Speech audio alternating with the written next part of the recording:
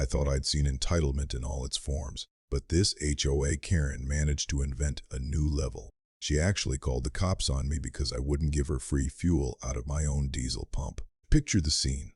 I'm in my driveway, topping off my truck, minding my own business. Across the street, here comes Brenda Ashworth.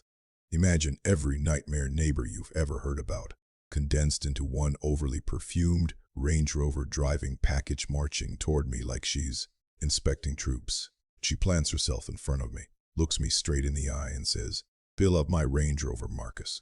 As HOA president, I shouldn't have to pay for gas when residents have fuel available." I told her, in plain English, that there was no universe where that was happening. Her eyes went flat. Out comes the phone. She dials 911 like I've just pulled a knife on her. "I need police assistance," she snaps. "This man is being hostile and threatening me." The air smelled like diesel and raw desperation. What made that 911 call the worst mistake of her life was simple. She had absolutely no idea who she was dealing with. "Where are you watching from? Settle in. You're going to enjoy this. Let me introduce myself properly. Name's Marcus Kellerman. I'm 52, and I've reinvented myself more times than most people have updated their resumes. My working life started in military logistics. 20 years moving gear and fuel across 3 continents taught me that preparation isn't just smart, it's survival. For 2 decades, my daily routine was MREs, diesel fumes, and clipboards. Then life hit me with something no training manual covers. My wife Sarah fought cancer for 2 long, brutal, expensive years. Treatments, hospital stays, bills that look like phone numbers. When she passed last spring, our old house became a museum of memories I wasn't ready to walk through. Every creaking floorboard hurt, so I sold nearly everything, packed what was left, and moved to Willowbrook Estates, a quiet little subdivision where property was cheap and the sales pitch promised friendly neighbors and low-drama living. That last part turned out to be false advertising. Willowbrook has about 200 houses. Most folks are decent people, blue and white collar, chasing that suburban postcard dream. Tree-lined streets, kids in yards, barbecues on weekends. For years, the HOA was run by a retired teacher, Mrs. Henderson. Sensible woman. The rules were simple and fair. Mow your grass. Don't paint your house neon. Pay your dues. Nothing crazy. Then Category 5. Brenda blew in. Brenda moved here from some high-end gated community where the starter homes cost more than medium-sized businesses. She's a real estate agent, drives a blindingly shiny Range Rover, and carries that specific kind of entitlement that develops when no one has ever told you no and meant it. Within 8 months, she'd maneuvered herself into the HOA presidency on a platform of elevating standards and removing undesirable elements. Translation: sanitize the neighborhood until it matches her brochure photos and scrub out whoever doesn't fit. Her pattern showed up fast. A violation notice to the Rodriguez family for excessive vehicle congestion. They own 2 cars. Fens for old Mr. Orion because his vegetable garden didn't match neighborhood aesthetics. Harassing letters to the young black couple who installed a basketball hoop. Meanwhile, their white neighbors with identical setups, not a peep. That's who came marching across my driveway that day. Now, about my pump. When I bought my place, it came with what I'd call a dream setup. Spacious garage, solid workshop, and out back, a professionally installed diesel tank with a pump left over from the previous owner. A farmer with all the right agricultural permits. Everything about it was legal and up to code. Fire marshal inspected annually. Safety systems that would make a commercial station jealous. Clear, private use only signs. I dropped 15 grand into upgrades, improved containment, better sensors, fresh lines. The combination of diesel and motor oil became my therapy after losing Sarah. I restore vintage trucks. Tinkering in that garage is where my brain quiets down. Then we had a big power outage. While the neighborhood went dark, my generator hummed along. I had extra diesel, so I quietly topped off generators for 3 elderly neighbors, including one couple who needed oxygen machines. Nobody paid me a dime. I never asked. It was just the right thing to do. That's when Brenda locked onto me like a heat-seeking missile. One morning, here she came, heels clicking up my driveway. You could hear her approaching like a tap-dancing spider. She started interrogating me about zoning, community resources, and unfair access, like she was running an official investigation. I calmly showed her my permits, agricultural exemption paperwork, and fire inspection reports. Her expression curdled. "Well," she sniffed, "we'll just see about that." A week later, I got my first official salvo, a violation letter from the HOA, $500 fine for unauthorized commercial activity. The letter was longer than my discharge papers and about as friendly as an IRS audit. According to Brenda, my pump was creating unfair advantages and attracting undesirable traffic patterns. I spent 3 hours combing through the HOA covenanters, pulled every relevant statute, printed out my documentation, and hand-delivered my rebuttal with a polite smile. I figured reason would win. That was my mistake. Here's something I've learned about entitled people. They aren't interested in being right. They're interested in winning. And Brenda had apparently decided that the blue-collar veteran with an industrial-looking setup was going to be her first public scalp in her crusade to improve Willowbrook's image. The lingering stink of her cheap perfume in my driveway should have been my warning shot. 3 days after I dropped off my paperwork, she called an emergency HOA board meeting. Emergency. Over my fuel pump. As if it were an active bomb, the community center smelled like stale coffee, harsh carpet cleaner, and old grudges. About 30 neighbors sat in squeaky folding chairs under fluorescent lights that buzzed like dying bees. Brenda had a full PowerPoint queued up. "Ladies and gentlemen," she began, clicking a laser pointer like she was marking targets, "we have a serious safety hazard that demands immediate action." Up went a photo of my pump, blown up on the projector. She'd added giant red arrows and bold captions. "Explosion risk. Environmental danger," like it was evidence in a crime drama. "This unauthorized commercial installation," she intoned, "poses significant risks to our families, our children, and our property values." I raised my hand. "Ma'am, I provided. The floor recognizes only board members during presentations," she cut in, wearing a smile cold enough to freeze water. She really had done some research, sort of. Fire codes, zoning ordinances, obscure county regulations about fuel storage. But she'd completely skipped the agricultural exemptions that made my setup bulletproof legal. In the military, we had a term for people like that. They'd read half the manual and thought they knew it all. Just enough knowledge to be confidently, dangerously wrong. For 15 minutes, she spun disaster scenarios like she binge-watched every bad action movie on late-night TV. Explosions leveling blocks, toxic spills, insurance companies fleeing, property values collapsing like Wall Street in '29. People were eating it up. Neighbors who'd waved at me for months now looked at me like I was running a drug lab in the garage. Chairs creaked, feet shuffled, tension hummed. "Therefore," Brenda concluded, voice dripping with satisfaction, "I move for an immediate $1,000 fine and a 48-hour deadline to remove this hazard. All in favor?" 4 hands shot up instantly. That's when I stood. My chair scraped across the linoleum, sharp and loud. "Before you vote," I said in the measured tone 20 years in uniform drills into you, "maybe we should look at facts instead of movie plots." I walked to the front with a thick manila folder. You could feel the room cool as Brenda realized I hadn't shown up unarmed.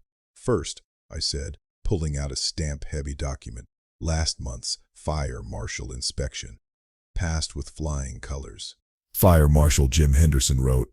I read it aloud. "Installation exceeds current safety standards by a significant margin." Murmurs.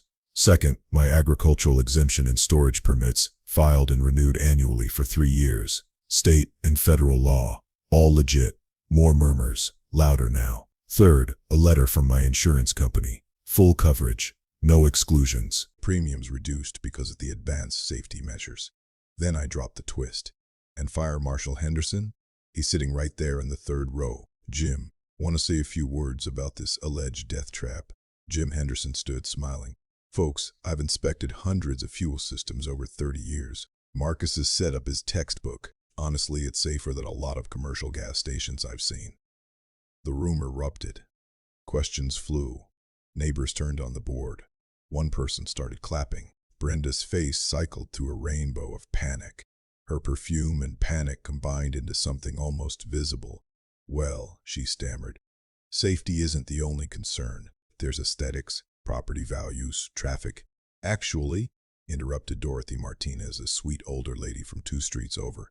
During the last outage, Marcus kept my Harold's oxygen machine running all night. That hazard saved my husband's life. That broke the dam. The single mom I'd helped during the ice storm spoke up. The vet with medical equipment. The family whose generator kept their basement from flooding. Testimony after testimony about my dangerous equipment, quietly helping people. Brenda, cornered, called a recess. The vote was postponed, pending further review. People apologized to me on their way out. But as the room emptied, I saw Brenda hunched over her phone, acrylics clacking at lightning speed. Round 1 went my way. But you don't get to be that entitled without a deep bench of bad ideas. 2 quiet weeks lulled me into thinking she'd backed off. I should have known better. One Tuesday morning I was in my garage rebuilding a carburetor on my '73 Chevy. Smell of oil, tools scattered, radio low. Then I heard voices outside. Official, clipped, unfamiliar. Through the small window I saw a guy in a polo with a clipboard, talking into a radio. The kind of official that makes your stomach dip even when you know you're clean. City zoning. I wiped my hands on a rag and stepped out. Mr. Kellerman? He asked. Early 30s. Earnest. The type who probably took the job to make a difference. Dave Morrison. City planning. We received a complaint about unauthorized commercial activity here. Commercial? I kept my voice calm. Anonymous report says you're running an unlicensed fuel station, selling gas to residents, multiple vehicles at all hours, environmental violations, possible tax evasion.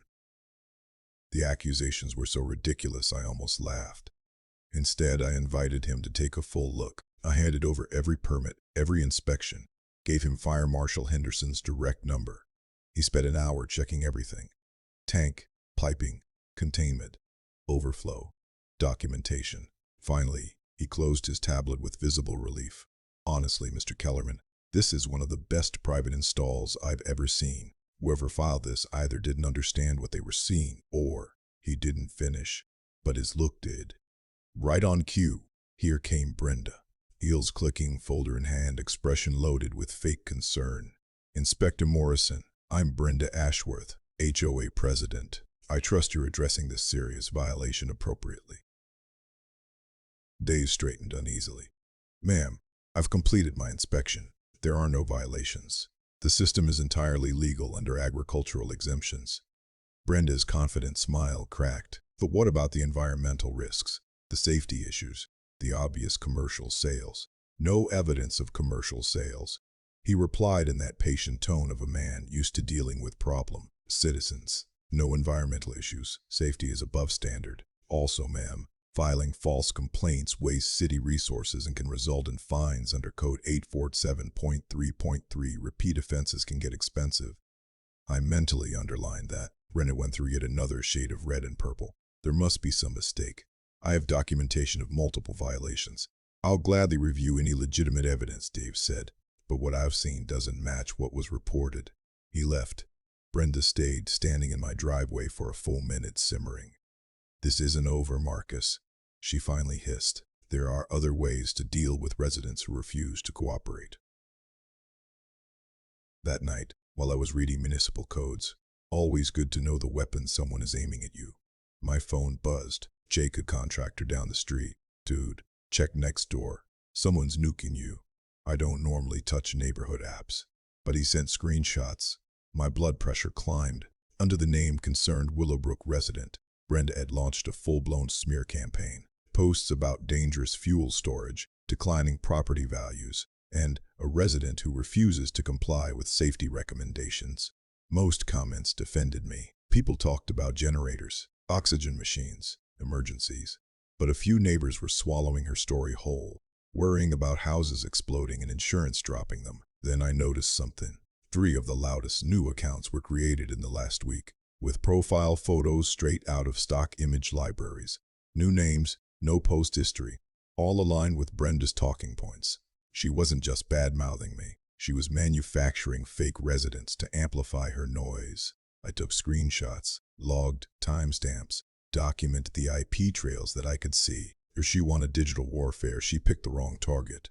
2 decades in logistics teaches you to think in layers, contingency plans, backup routes, fallback options. This was just another campaign, and Brenda was getting sloppy. The next morning, as I was savoring that first quiet cup of coffee, an unmarked sedan crept into my driveway. 2 people climbed out, a woman in an ill-fitting business suit and a guy with a buzz-cut and attitude. They didn't knock.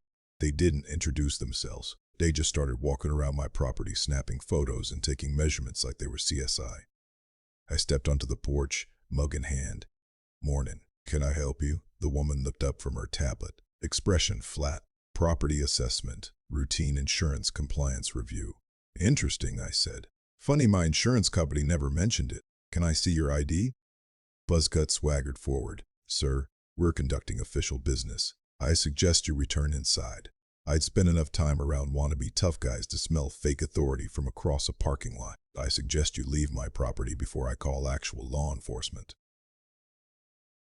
They retreated to the sidewalk, but not before Buzzcut took about 50 more photos of my pump from every angle. Amateur hour. 2 hours later, my phone rang. "Mr. Kellerman, this is Rick Santos, Apex Investigations. We need to talk about a client, a Ms. Brenda Ashworth." My coffee suddenly tasted metallic. "I'm listening. She hired us to investigate you. Ask specifically for anything illegal, embarrassing, or compromising. Offered a $5,000 bonus for anything that could get you arrested or forced out of the neighborhood." The gall was impressive.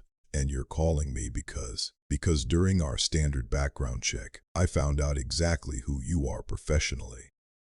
His voice held real respect and embarrassment. "Mr. Kellerman, this woman hired me to dig up dirt on a police chief. Did she really think that would stay hidden?" That little twist hit like a live wire. Up until that point, you didn't know this either. While Brenda was busy trying to make my life a living hell, she'd never bothered to find out what I actually did for a living. "I'm not just some guy with a nice garage. I'm chief of police for the local department." "She doesn't know?" I asked, already knowing the answer. "Not a clue. When I told her you're law enforcement, she accused me of lying and demanded I keep digging. That's when I decided you needed to know." We wrapped up. I thanked him for his ethics and hung up, mind racing. Harassing random homeowners is dumb. Hiring a private investigator to dig dirt on the police chief without realizing he's the police chief is suicidal. On top of that, depending on how far she pushed it, she was edging into intimidation of a law enforcement official. Felony territory. Then the bomb landed. I was under my truck, changing oil, when dispatch called. "Chief, we've got a situation. Someone filed a formal harassment complaint against you. Intimidation, stalking, abuse of authority." I slid out, wiped my hands, and exhaled slowly. "Name. Complainant is a Ms. Brenda Ashworth, 425 Maple. Claims you've been surveilling her, making threatening gestures, and using your office to intimidate her family." I couldn't help it. I laughed. It was so upside down it crossed into parody. "Routed through the usual channels," I said. "Assign it to Lieutenant Martinez. I'm recusing myself." "You sure, Chief? This thing is obviously bogus. That's exactly why we follow procedure. We don't shortcut the process just because we know it's a lie." 2 hours later, Lieutenant Maria Martinez sat at my kitchen table. Recorder on. Forms laid out. Coffee steaming. "This is awkward," she said. "But I have to ask. Any truth to the stalking or intimidation?" "Maria, I've spoken to her twice recently. Both times in public. Both times at her insistence.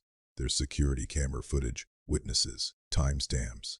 I pulled up the recordings, front yard interactions, HOA meeting footage, Brenda's uninvited visits. My property cameras, which I'd installed long before her nonsense, covered every angle. She's technically trespassed here more than I've been anywhere near her house." Maria watched Alice, then shook her head. "Chief, I've worked some idiotic false reports in my career, but filing one against your own police chief? That's a new level." She wrapped up her investigation with a formal finding, complaint unfounded, evidence of a harassment pattern against me. Then she left to file her paperwork. I sat on the porch that evening with a cold beer. watching the sunset pour gold over manicured lawns. Enough defense. Time to go on offense.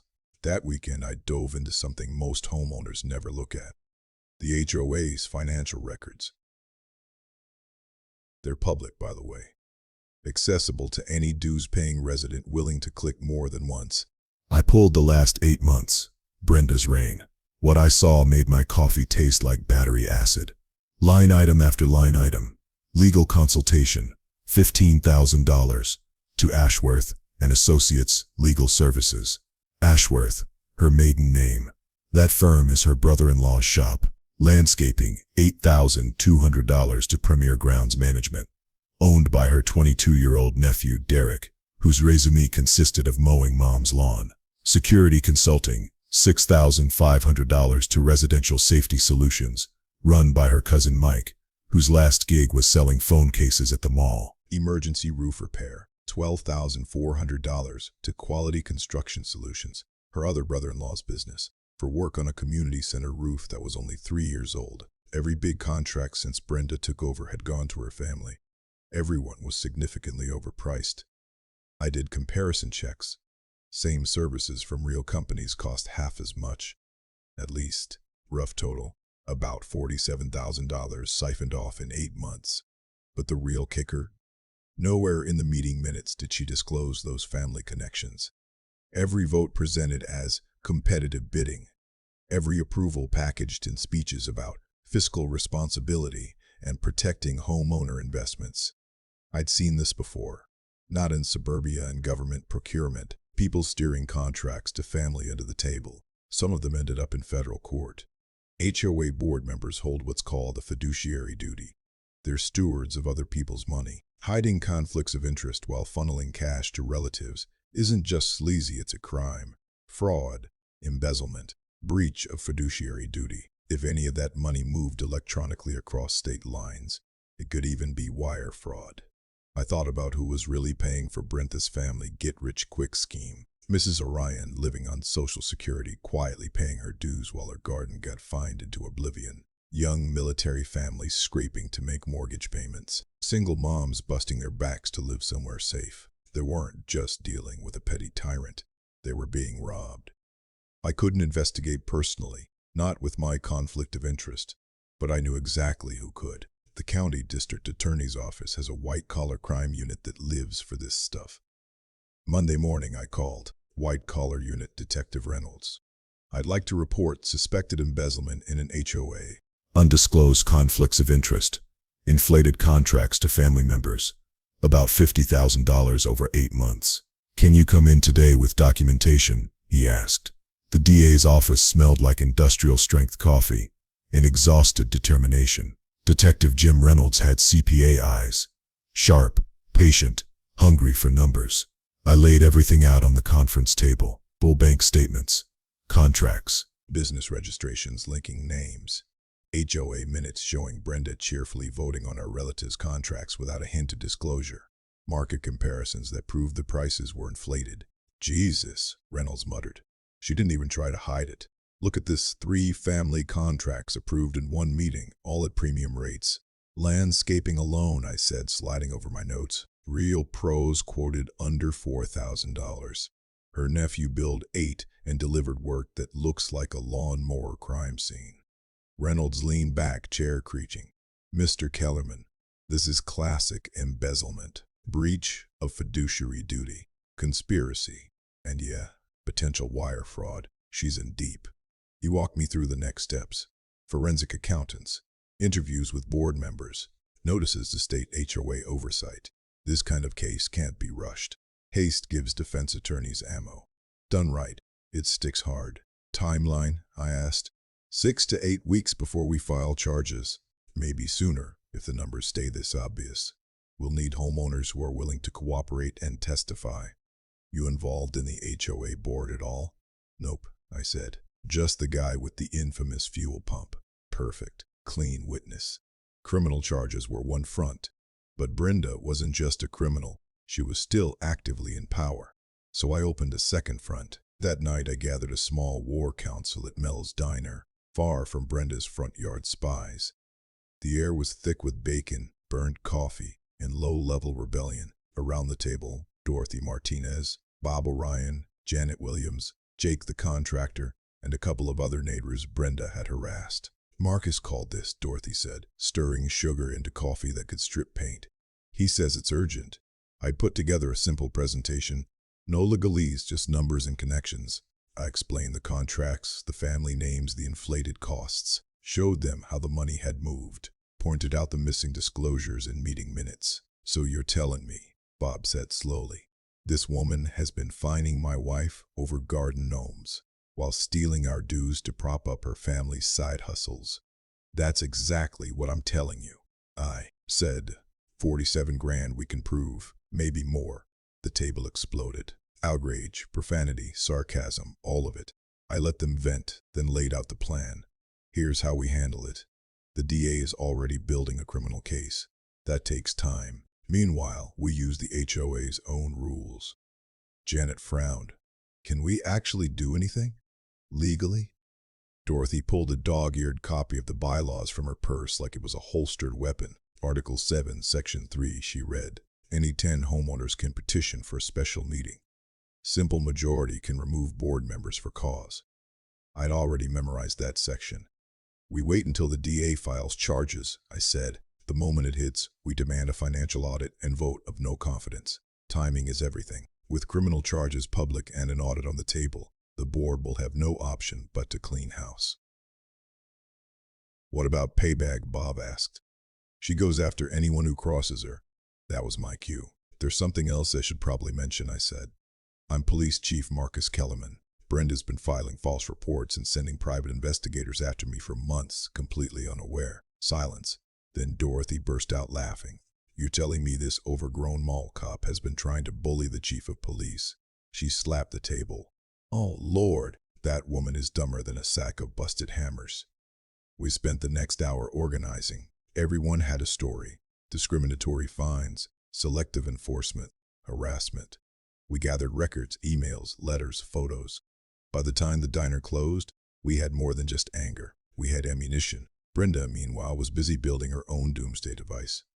The following Wednesday, she called yet another emergency HOA meeting with only 24 hours' notice. The agenda was a masterpiece of extortion, emergency safety resolution, immediate removal of hazardous fuel storage, and imposition of community safety deposit.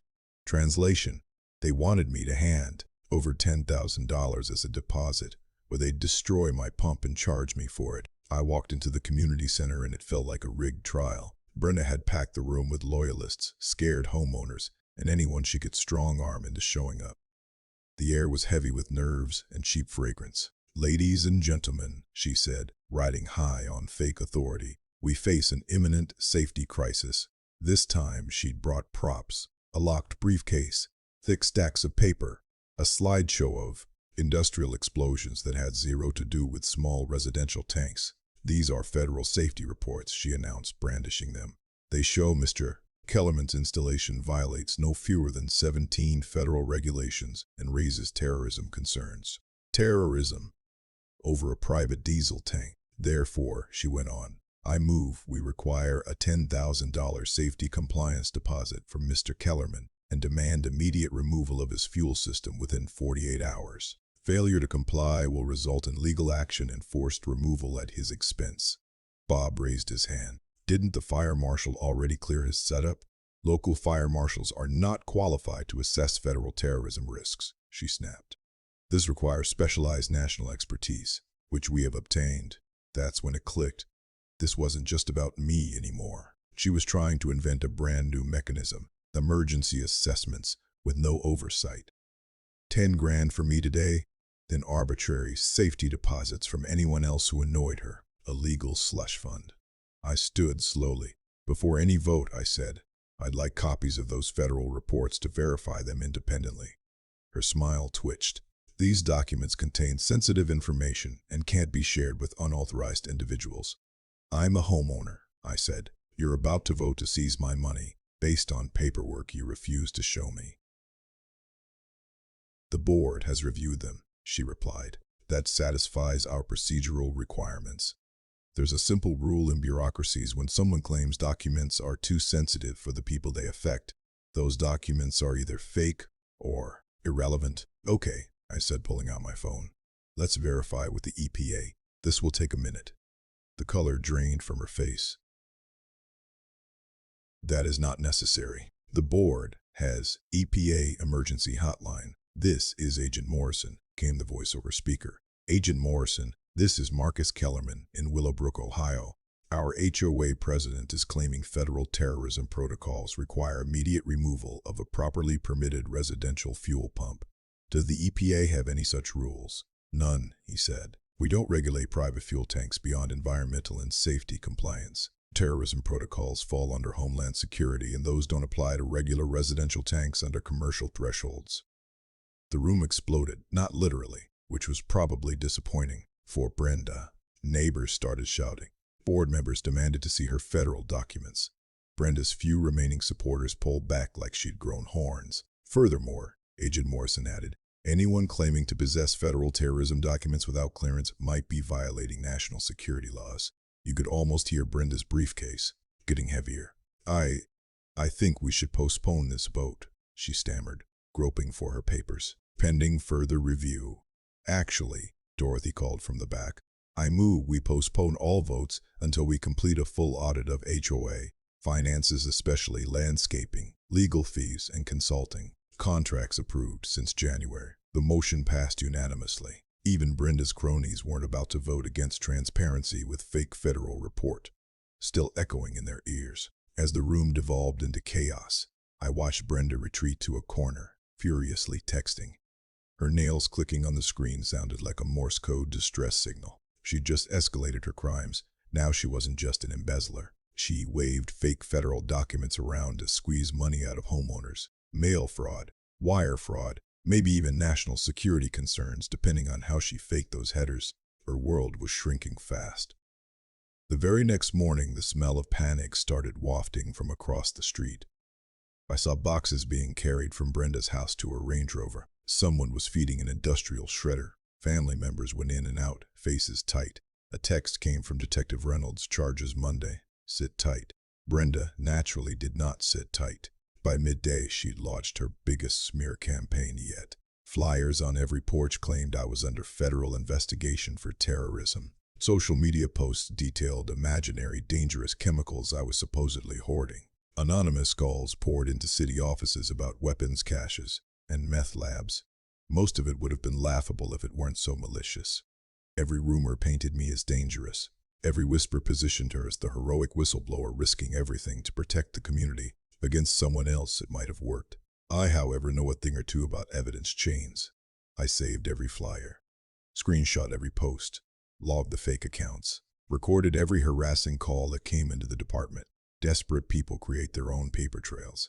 Her crowning stunt hit that evening. A visit from Child Protective Services. An apologetic caseworker arrived, clearly mortified. Mr. Kellerman, we received a report that hazardous chemicals on your property might be endangering neighborhood children. I'm required to investigate. Of course, I said.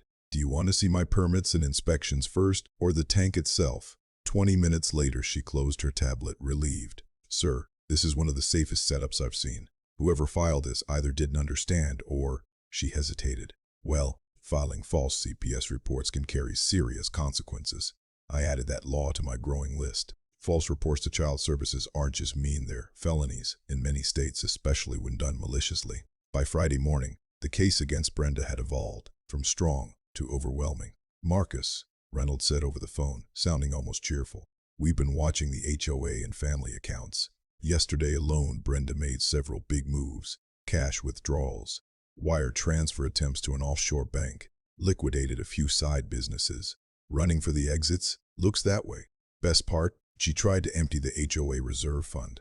63 grand. Claimed it was for emergency legal expenses tied to community safety threats. The bank froze it and flagged it as a suspicious transaction. Manager said it was the most obvious theft attempt he'd seen in 20 years. I sat back, stunned but not surprised. Of course she tried to take the whole pot. That's not all, Reynolds continued. We traced several of those anti-Marcus social media profiles. 3 originate directly from her home internet. That's documented cyberstalking and harassment. How long until you move? I asked. Warrants are signed. We arrest Monday. Federal wire fraud and state embezzlement, plus harassment, false refascment, false reports, and attempted theft of the reserve fund. She's looking at 10 to 15 if everything sticks. Friday afternoon, I watched from my porch as Brenda's life visibly crumbled. More boxes, more shredding. Her husband looked like he just learned his wife was a stranger. The kids looked confused, eyes darting between arguing adults. At one point, smoke from her backyard fire pit curled into the air. They were burning documents. The smell carried across the street. Fire Marshal Henderson arrived with a truck to check the obvious code violation and gave me a subtle nod. Saturday, silence. No more flyers. No new posts. No mystery visitors. Calm before the storm. Sunday night, I sat with a beer watching kids ride bikes and parents chat on driveways. For the first time in months, Willowbrook looked like the neighborhood it was supposed to be.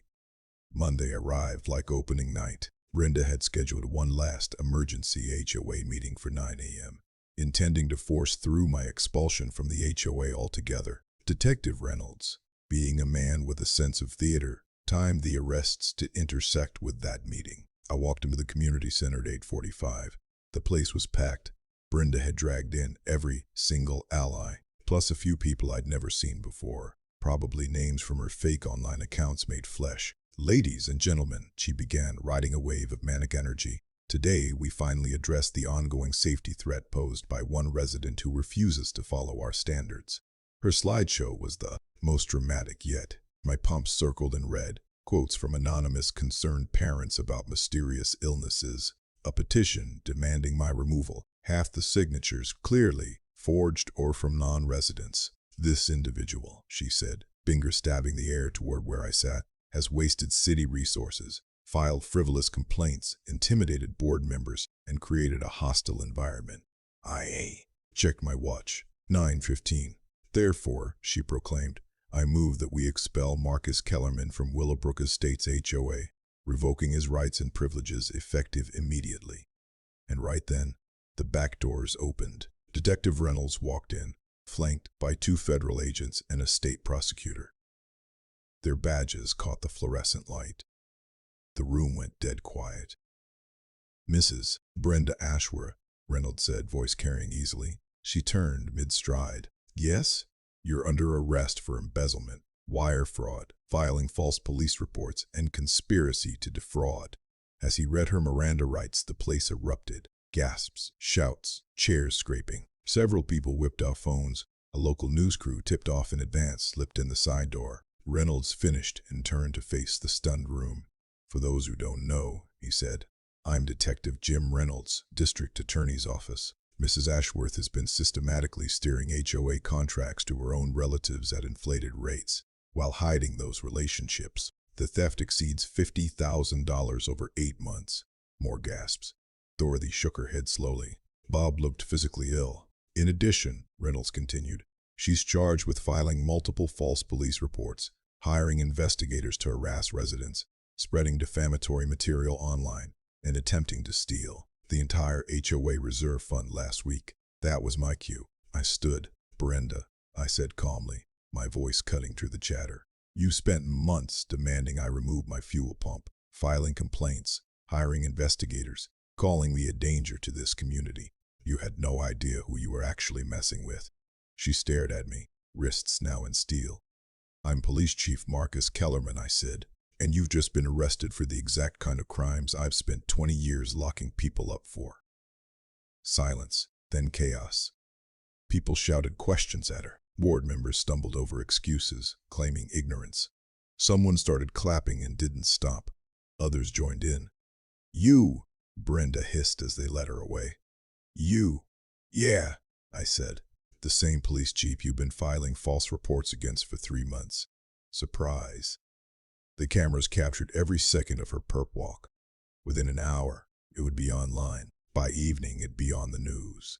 The remaining board members, pale and shaken, immediately moved to void all of Brenda's motions and scheduled emergency elections. The vote was unanimous. Dorothy stood, grinning like she'd just won the lottery. I nominate Marcus for interim HOA president until we can elect a new board, she called out. I appreciate the vote of confidence, I said, raising my coffee cup, but I've got a department to run and a pump to maintain. I'll help clean this up, though. You have my word. Neighbors crowded around afterward. Apologies, gratitude, stories, questions about generators and emergency kits instead of complaints and gossip. For the first time since I moved there, Willowbrook felt like a community instead of a petty fiefdom. 6 months later, we barely recognized the place in a good way. Brenda pled guilty to federal embezzlement charges. She got 18 months in federal prison, 3 years of probation, and an order to repay the $67,000 she stole. The state yanked her real estate license permanently. Her family's little business empire imploded.